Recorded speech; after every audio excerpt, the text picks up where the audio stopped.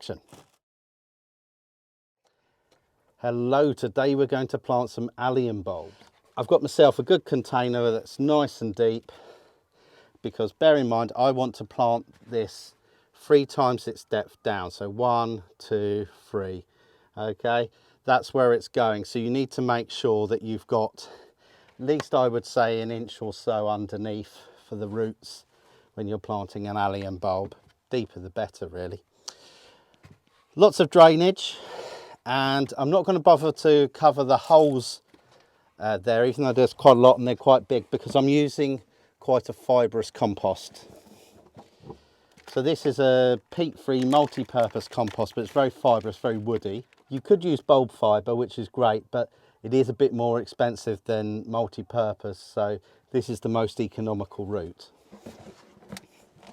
And I'm going to fill that up to that line that was 3 deep there, but you can just measure yourself down. And you can always, my top tip is, if you've got a permanent marker like a Sharpie, you can always, on the inside of your pot, just make a little cross of where you want your soil level, like I've done there. Here we are in the potting deck, and if I want to just firm this down a bit, I could use my hand just gently, or just like that, and that will probably firm it to about right. And as you can see, it's about where I wanted it with the mark, so it's perfect. This is Allium Purple Sensation, which is a fab one.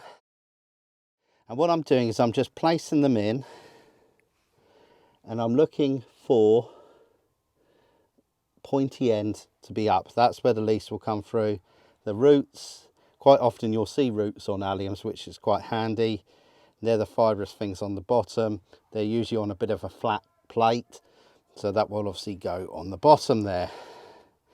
Sometimes it's difficult to tell with a few of misshapen alliums, but you know, that one there doesn't really look pointy, but luckily it's got that flat plate and that root on the bottom that allows me to see what it is.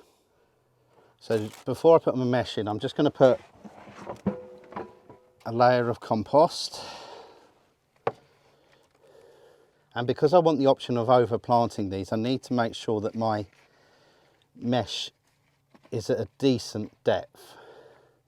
So I want to make sure that it's not touching the bulbs, but again, it's not going to touch the roots immediately if I decide to plant in something above. Now put my mesh in. This mesh has much larger holes than I would like. Normally I want them quite small, but this is just what I happen to have. So all I make sure is when I put this on is that I'm overlapping it, making sure it gets into the corners, so that it sort of creates smaller holes anyway. And this is, like I say, just to deter squirrels, so I'm not too worried about other rodent problems. Now I'm just going to fill up to just short of the top. And you can see I'm just firming down just very gently as I go, to make sure that those bulbs are going to be in contact with the soil. And that should be perfect. Okay, I don't need to water it in because this is moist compost, but if it was dry compost and I hadn't pre-watered it, you would of course water it in. All I've done now, just on the label I'm reusing, is put the name Allium Purple Sensation is what this one is, and I'm just going to slide it in to the side there, and that's why I've used a permanent marker to write the label. Is hopefully, even though it's on the soil level there, I'll be able to read it. I don't like looking at ugly labels, so I like to tuck them just in the edge there, and then if anyone asks or I need to remind myself what variety that is, I can just pull it up and check. And that's how you pot up allium bulbs. Cut.